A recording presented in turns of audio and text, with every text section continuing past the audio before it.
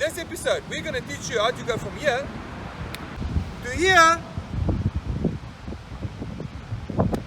to this.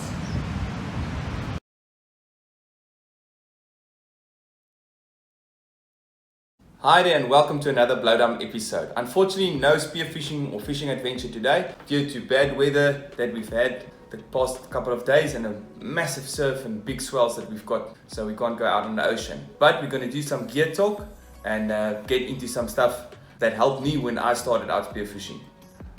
Firstly, I want to say that I am not an expert. This is stuff that helped me along with a lot of input from a lot of experts. I've put this gear together. So let's get into it. Okay, so you are new to spearfishing. What is the first thing that you need? And I know everybody thinks that it is a spear gun, but it's not. That is actually one of the last things you will need. Before you get close to a fish, you will need to get a wetsuit. Now, the biggest mistake I made was borrowing and using my old wetsuits for this. Those older wetsuits are uncomfortable. It's not your size. It's not the correct wetsuit for you, and you will not be able to get down deep enough. So before you spend money on a spear gun or anything else, get yourself a decent wetsuit. You get a couple of wetsuits. This one I've got here with me today is an open cell wetsuit. Open cell just means that there's no nylon on the inside.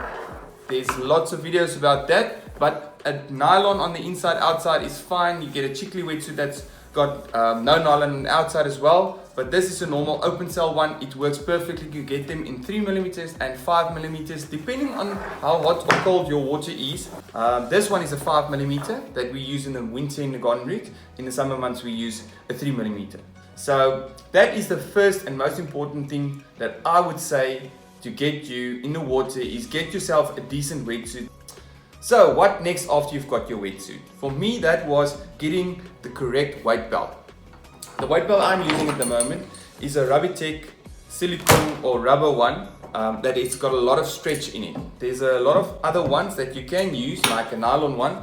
I prefer the rubber one because it's got a little bit of stretch in it, so you can pull it a lot tighter, and when you go down deeper, it tends to release a little bit. On the nylon one, you can pull it tight, but it doesn't have any stretch. You can't pull it that tight before you start suffocating yourself. So when you go down deeper, as the pressure mounts, your middle gets smaller and smaller, and the nylon one will slide up and down. So the rubber ones for diving deeper is really the perfect one, so that's the one I decided on. So on my dive belt, I've got my normal weights, the quick release for if you get into trouble, so you can quickly release your belt and drop your weight belt. On the other end, I've got a little dive knife to quickly and humanely put any fish out of their misery. Then I've got a belt reel. Now this is not necessary, but it does come in handy. If you do get a line tangle on your spear gun, it is very handy to clip your spear gun onto your belt reel, and you know you won't lose your gun. Sometimes you do get line tangle on your gun reel, and if it's a big fish that you've speared, that fish can take your gun and everything with it. Next on the list is definitely your mask.